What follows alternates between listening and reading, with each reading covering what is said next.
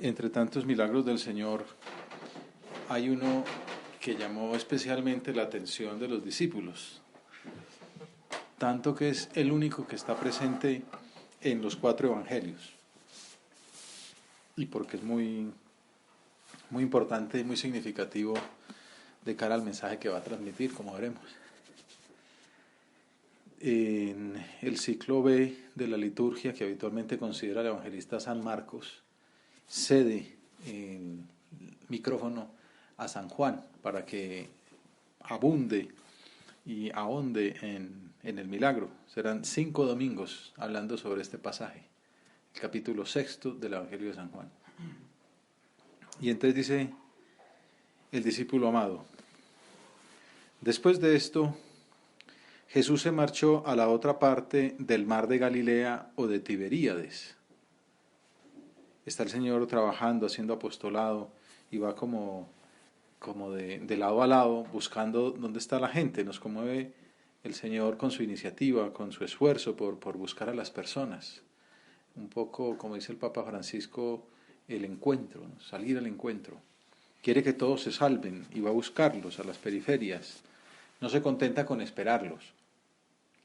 Además, desea que nosotros, siguiendo su ejemplo, vayamos a buscar a las almas para entregarles ese tesoro de la vida divina y para que también aprendamos de ellas en ese diálogo maravilloso de la amistad. Sigue diciendo San Juan que lo seguía mucha gente porque habían visto los signos que hacía con los enfermos. O sea, puro interés, así somos, así lo buscamos porque lo necesitamos. Después, cuando las cosas van bien, quizá nos olvidamos de él. Como decía un profesor de la universidad, que la ermita era muy visitada en tiempo de exámenes por católicos, cristianos y paganos, ¿no? Pero en época de exámenes hay que poner todos los medios posibles, ¿no? Luego ya llega otros momentos y le tenemos que pedir perdón al Señor. Ayúdanos a confiar menos en nuestras fuerzas, a reaccionar contra la mediocridad, contra la tibieza. Que no te sigamos por los signos que puedes hacer en nuestro favor, por los favores que nos puedes hacer, sino movidos por un amor desinteresado, queriendo retornar en parte esa caridad que tú nos mostraste al morir por nosotros. Esto San Juan, Mateo complementa: al desembarcar vio Jesús una multitud. Misericordia de Jesús, que conoce nuestras aspiraciones, nuestros intereses, y esa clemencia del Maestro es una característica de Dios en la Sagrada Escritura. Y debemos aprender de Él a compadecernos de los demás con obras, comenzando por los que tenemos más cerca, sacrificándonos con generosidad. Dice San José María: hay que saber mirar a nuestro alrededor y reconocer esas llamadas que Dios nos dirige a través de quienes nos rodean. Es el Señor que viene a nuestro encuentro en esas personas necesitadas. No podemos vivir de espaldas a la muchedumbre, encerrados en nuestro pequeño mundo. No fue así como vivió Jesús. Lo vemos, por ejemplo, en la mujer que tiene su hijo muerto, la viuda de Naín. El Señor va por su cuenta y se sale de su camino para acercarse al cortejo fúnebre. Lo veíamos domingos pasados también, cómo el Señor se interesa por la multitud, compadecido por aquellas personas que estaban como ovejas, que no tenían pastor. Los evangelios nos hablan muchas veces de su misericordia, de su capacidad de participar en el dolor y en las necesidades de los demás. Y es lo que vemos que hace en este caso, donde dice San Juan que Jesús subió entonces a la montaña y se sentó allí con sus discípulos. El Papa Benedicto, en ese libro Jesús de Nazaret, habla mucho de Jesús como el nuevo Moisés. Y es que para los hebreos Moisés adquirió un papel muy importante, casi que de Mesías, porque era un poco rey, desde luego profeta, y se esperaba ese nuevo Moisés, que termina siéndolo Jesucristo. Y por eso el evangelista lo pone en la montaña, predicando, y bueno, y veremos que hace milagros que también había hecho el patriarca. Estaba cerca la Pascua, la fiesta de los judíos. También esa cercanía de este milagro cronológicamente con la fiesta que rememoraba la liberación de la esclavitud de Egipto, liderada por Moisés, hace ver precisamente que en Jesús se están cumpliendo esas esperanzas mesiánicas del pueblo hebreo. Y por eso entonces lo ubica San Juan en un monte, análogo al Sinaí, donde el patriarca recibió la revelación divina. Pero este ascenso a la montaña también nos muestra que es muy frecuente el Sermón del Monte, el Monte Tabor, a Jesús ascendiendo, muestra que la oración requiere esfuerzo. Y por eso es frecuente la figura del monte en la Escritura, el monte de las bienaventuranzas, el monte Calvario. La vida de oración tiene que conllevar lucha, esfuerzo, ascética, cansancio. No es una vida cómoda, es una vida pues que es donde se encuentra la verdadera felicidad, pero no nos puede sorprender que conlleve de nuestra parte agonía. La cercanía de la Pascua nos habla del paso que el pueblo hebreo dio hacia la libertad, liberado por Moisés, y al mismo tiempo nos trae a la mente el sacrificio de Jesús, que ocurrirá un poco más tarde, justo en esa misma celebración. Era, pues, en el fondo, esa ubicación temporal tiene mucho que ver, ¿no? Porque es el milagro que va a hacer también tiene una impronta pascual. Era una época buena, de tiempos frescos, primaveral, de pastos altos, por lo cual se entiende que San Juan describa más adelante, había mucha hierba en aquel sitio. Y a continuación el Señor involucra a los discípulos en su misión salvadora. Ahora se habla mucho del gobierno participativo, pues esto ya se lo ha inventado el Señor desde 20 siglos. Jesús entonces levantó los ojos y al ver que acudía mucha gente, dice a Felipe, ¿con qué compraremos panes para que coman estos? La pregunta de Jesús recuerda un interrogante de Moisés en el libro de los Números, porque es una escena muy parecida, donde se pregunta el patriarca, ¿de dónde voy a sacar carne para repartirla a todo el pueblo? Tú, Señor, te preocupas de tus seguidores, pero también de formar a tus apóstoles. Aunque es previsivo y sabe lo que hará, quiere contar con nuestro pobre aporte humano. Se dirige a nosotros, pone a prueba nuestra fe, nuestra creatividad. Quiere que seamos instrumentos inteligentes, no simples máquinas repetidoras. Por eso le pregunta a Felipe y nos interpela ahora a ti y a mí en esta oración, ¿con qué compraremos panes para que coman estos? ¿Cuántas veces nos habremos visto instados, tentados como Felipe por cuestiones similares? El Señor pone en nuestras manos una familia, unas personas, una entidad, unas labores apostólicas, y parece como si todo dependiera de nuestro esfuerzo. Y ante esos retos caben varias reacciones. Una puede ser intentar arreglarlo todo con las propias fuerzas, como a golpe de remos, o también la otra, el otro extremo puede ser dejar que Dios se encargue, abandonarse en las manos de Dios mientras nosotros perezosos nos desentendemos. Aunque también se puede actuar de un modo intermedio como reaccionó el apóstol. Felipe le contestó, 200 denarios de pan no bastan para que a cada uno le toque un pedazo. Es una respuesta realista, podríamos decir. Se ve que este apóstol era un hombre práctico y prudente, quizá cumplía con frecuencia este papel de secretario, aunque era Judas el que llevaba la bolsa, preveía, calculaba, daba su veredicto. En esta ocasión, su presupuesto dedujo que para dar a cada una de las personas de esa multitud no alcanzarían ni 200 jornales. Eso es, un denario era la paga del trabajo de un día. Entonces, haciendo cuentas así más o menos mal y pronto con el salario mínimo colombiano, da como unos $1,600. Siempre es una platica. 200 jornales, un dineral, 200 días de trabajo les pide el Señor a sus apóstoles de un momento a otro. Y no para construir la sede central del apostolado, ¿no? Como la casa de Jesús, la casa del Hijo de Dios, o para prever las necesidades futuras, sino para despilfarrarlos, podríamos decir, atendiendo a una muchedumbre transitoria. ¿Cuánto nos enseña el Señor? Una escena que va un poco en la línea de la encíclica de Benedicto XVI, Caritas in Veritate, de una lógica de la gratuidad, se le ha llamado, de la generosidad, del don, de la magnificencia, que ha venido a instaurar Jesucristo por encima de nuestra tacañería, de nuestra codicia, de nuestro egoísmo. También uno va aprendiendo del Evangelio detalles como estos también, ¿no? La magnanimidad de Jesucristo.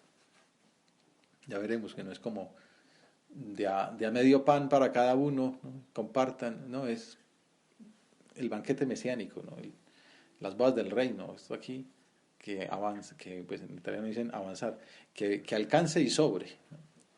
Los apóstoles se han ido empapando de esa lógica divina y no tienen vergüenza de plantear sus pobres aportaciones. Estaba leyendo un texto de un exégeta protestante, dice que les falta fe porque no entienden a Jesucristo y tal.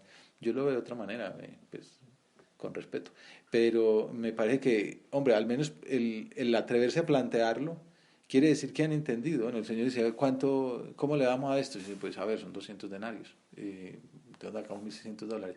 Pero entonces aparece uno que ya mientras tanto también ha ejecutado, se ha metido en el barro, ha preguntado, y entonces llega y le dice al Señor, Andrés, el hermano de Simón Pedro, es de los primeros, de los discípulos de Juan el Bautista, de los que más empapados estaban de la lógica de Jesús.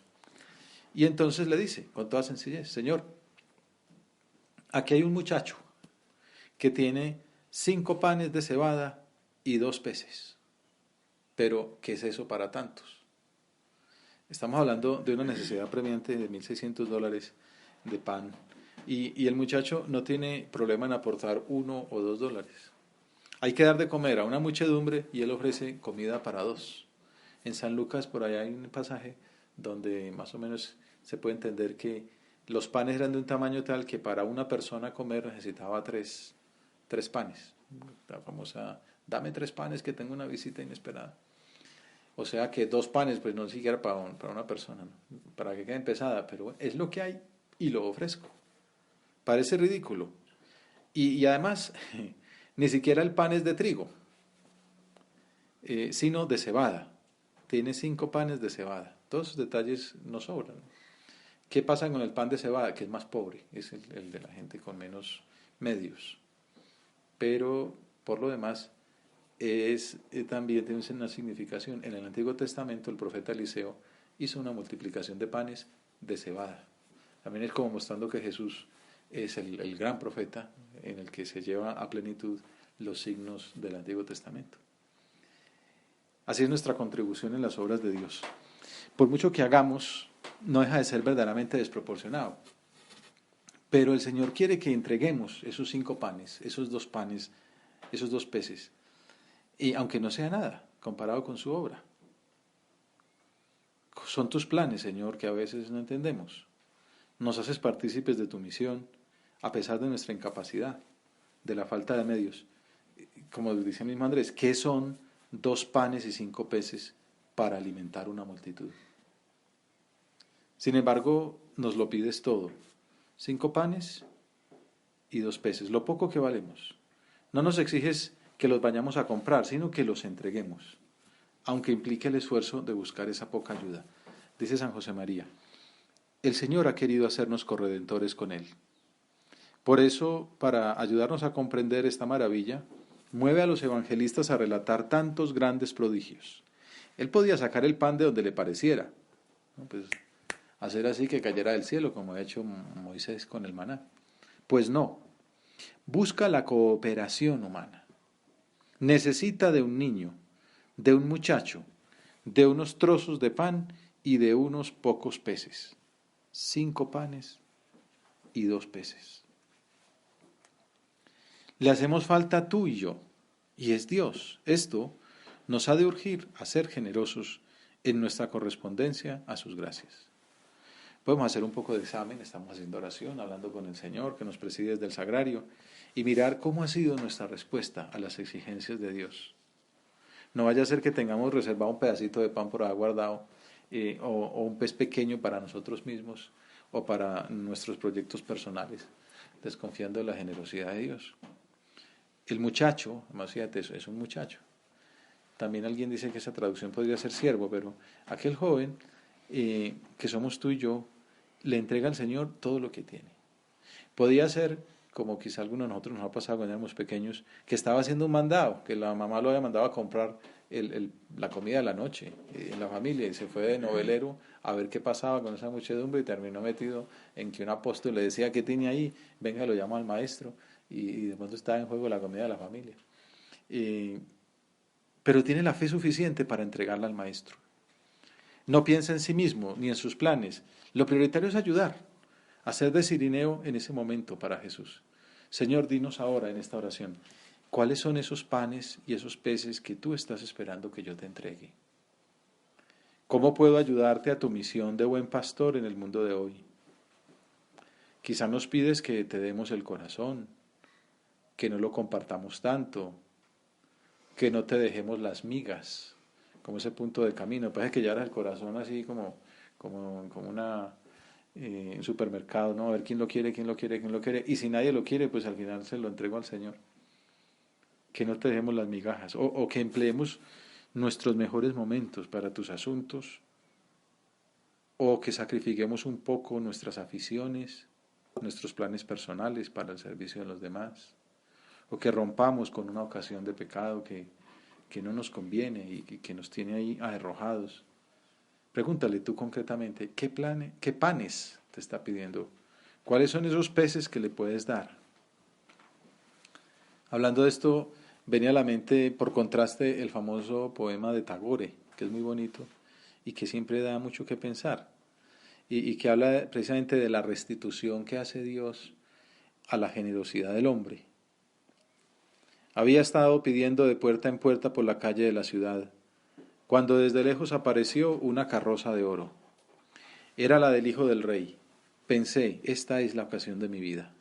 Y me senté, abriendo bien el saco, esperando que se me diera limosna sin tener que pedirla siquiera. Más aún, que las riquezas llovieran hasta el suelo a mi alrededor. Pero cuál no fue mi sorpresa, cuando al llegar junto a mí, la carroza se detuvo. El hijo del rey descendió y extendiendo su mano me dijo: ¿puedes darme alguna cosa? Qué gesto el de tu realeza, extender tu mano. Confuso y dubitativo, tomé del saco un grano de arroz, uno solo, el más pequeño, y se lo di. Pero qué tristeza cuando, por la tarde, rebuscando en mi saco hallé un grano de oro, solo uno, el más pequeño. Lloré amargamente por no haber tenido el valor de darlo todo. Le hubiera dado una papa y se hubiera quedado con un lingote de oro, ¿no? Veamos, pensemos nosotros, ¿no? ¿Qué le hemos dado al Señor? ¿Las obras? ¿O le hemos dado todo? Aquí lo importante no es qué, ni la cantidad siquiera, sino San José me dice, no importa cuánto hemos dado, lo importante es que lo hemos dado todo. Si el uno da millones y el otro da centavos, acordémonos de aquella mujer en el óvulo del templo, que le da una monedita chiquitica, la mínima cantidad, dice, pero le ha dado de lo que le faltaba. Lo ha dado todo, la última moneda. A Dios se le compra con la última moneda. Monedita del alma se pierde si no se da. Y veamos qué hace Jesús ante la respuesta generosa de aquel pobre muchacho y de sus diligentes discípulos. Al ver que habían entendido su lógica, dijo: decida a la gente que se siente en el suelo. Había mucha hierba en aquel sitio, estamos diciendo que es primavera. Se sentaron. Solo los hombres eran unos 5,000. Si contamos tantas mujeres como varones, que podían ser más, porque ellas son más piadosas. No digo noveleras, sino piadosas. Y 3 muchachitos en promedio por pareja, que pueden ser más, que en esa época la fecundidad judía era amplia. Podemos hablar de unas 25,000 personas. La tribuna de un estadio, para que no se haga, bueno, en algunos estadios de pueblo, el estadio entero. Para las cuales $1,600 de pan no bastaban. ¿Qué pensarían los apóstoles ante ese mandato? Díganles que se sienten, organícenlos en grupitos. Ante esa locura desproporcionada. ¿Cuáles habrán sido los comentarios de Judas? ¿No? 5 panes y 2 peces para dar de comer a toda esta multitud. Jesús tomó los panes, dijo la acción de gracias y los repartió a los que estaban sentados. No sé si alguna vez has visto alguna representación cinematográfica de esta escena. Siempre llama la atención que empiezan a salir panes y no faltan nunca. Pero bueno, aquí es interesante también como lo describe San Juan, porque es fácil ver en esas palabras una alusión a lo que haría en la última cena, una alusión a la Eucaristía. Tomó los panes, dijo la acción de gracias, Eucharistein, se dice en griego, de ahí viene la palabra Eucaristía.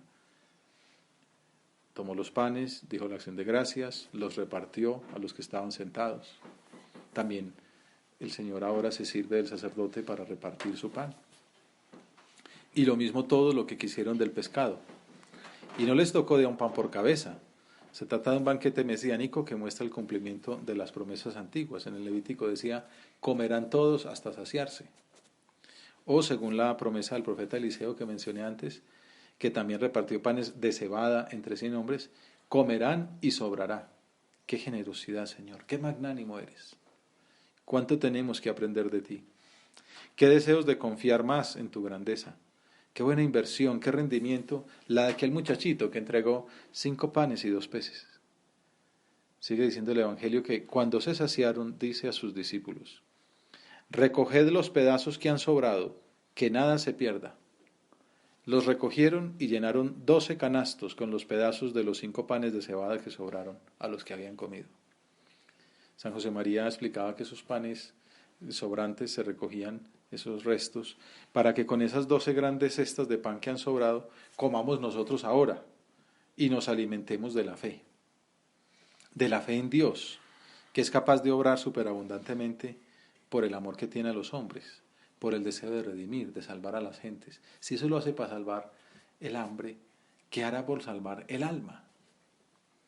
También nosotros podemos acudir a Jesucristo llenos de fe y decirle como este santo sacerdote, Señor, que sobren cestos ahora mismo, hazlo generosamente, que se vea que eres tú.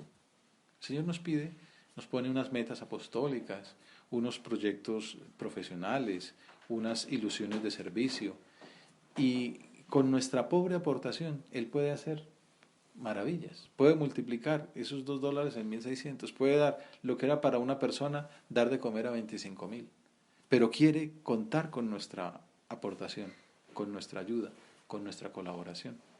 Ojalá aprendiéramos a ejercitar esa vida de fe en el amor a Jesús sacramentado, que lo reconozcamos presente, vivo, resucitado en las especies eucarísticas, como aquella multitud que creyó en que aquel hombre contemporáneo suyo era el Señor, que en él se cumplían las promesas del Antiguo Testamento sobre el nuevo Moisés, que les traía el nuevo maná para la vida del mundo.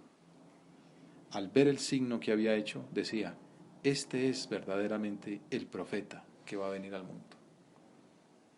Y como les decía, esto es la introducción, el pórtico, el introito de una seguidilla de homilías dominicales en el que la Iglesia quiere, como en la mitad del año, que sus hijos piensen en ese tesoro que el Señor nos ha traído. En San Juan son como 5 grandes milagros y el de la multiplicación de los panes y de los peces está en toda la mitad. Hay 2 como abrebocas, 2 de epílogo, pero toda la mitad, la multiplicación de los panes y de los peces. Que en el fondo es también pues San Juan no trae la institución de la Eucaristía, los sinópticos y San Pablo sí. San Juan no lo consideró necesario porque precisamente ya había 4 descripciones anteriores, pero entonces lo que hace es toda una teología de la Eucaristía.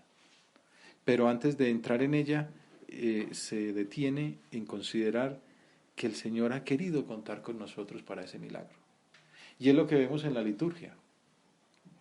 En cada misa se presenta el pan y el vino, fruto de la tierra, don de Dios, y del trabajo del hombre. Para traer esa hostia ahí al altar hace falta un campesino que siembre el trigo, otro que lo cuide, otro que lo recoja, otro que lo procese, otro que lo transporte, otro que lo venda, otro que lo compre, hasta que llega al altar. El trabajo del hombre. Igual con el vino, ¿no? Con la vid, con el proceso vinícola, el envasamiento, el transporte, la recolección y A veces es bien difícil, entre otras cosas, conseguir un buen vino de misa. Y traerlo ahí. Señor, te damos gracias, Señor, por este pan, por este vino, fruto de la tierra, fruto de la vid y del trabajo del hombre. Ahí presentamos nosotros nuestro trabajo, nuestro aporte. El Señor quiere contar con nuestro esfuerzo, con nuestros trasnochos, con nuestras horas de trabajo. Ahora que estamos comenzando un periodo académico podemos pensar, ¿yo qué tan generoso soy en esto? O sea, ¿yo qué hago con mi vida? ¿Qué hago con mi tiempo? ¿Cómo lo aprovecho? ¿Cómo le saco jugo? El Señor quiere que muchas almas se acerquen a Él, pero pues a algunos les habla directamente en la oración o a través de la predicación en la homilía, pero lo habitual será un amigo al lado que con su ejemplo lo atrae, o que rompe el hielo, supera el miedo, el temor, le da esa valentía apostólica de decir, ¿y tú no has pensado tal? ¿Hace cuánto no te confiesas? Te invito a misa, te invito a hacer oración. Esos panes, esos peces de nuestra colaboración, de nuestra ayuda, de nuestro salir del estado de confort, de nuestro comprometernos con la fe. Vamos pensando entonces, ¿qué le vamos a ofrecer al Señor? ¿Qué tal sería que a veces pasa, ¿no? Alguna historia ahí por ahí de un paseo en que tú te encargas del balón, tú te encargas de la habitación, tú te encargas de la misa, y va a empezar la misa y no hay hostias, ¿no? Porque solo se le pidió que trajera una bolsita y no la trajo, pues no hay misa, porque no hay los 5 panes y los 2 peces. ¿Qué tal sería que el Señor contara con ese empeño mío, con esa pequeña ayudita? ¿Qué tal que aquel muchachito no hubiera ido? Bueno, quizá que Jesús hubiera hecho otro tipo de milagro, pero quería contar con un niño jovencito. Quería contar con aquel apóstol que lo buscó, lo encontró y lo llevó, que se complicaron la vida, que aportaron su trabajo. Y de ahí, gracias a aquello, vino la multiplicación de los panes y de los peces. Podemos concluir mirando a María, mujer eucarística. Ella que se entregó a Dios por completo, nos alcance la gracia para que, como los apóstoles, respondamos con prontitud a las peticiones de su Hijo. Madre nuestra, ayúdanos a ser generosos como el muchacho de este milagro, dándole al Señor, sin guardarnos nada, los 5 panes y los 2 peces que representan nuestra vida entera.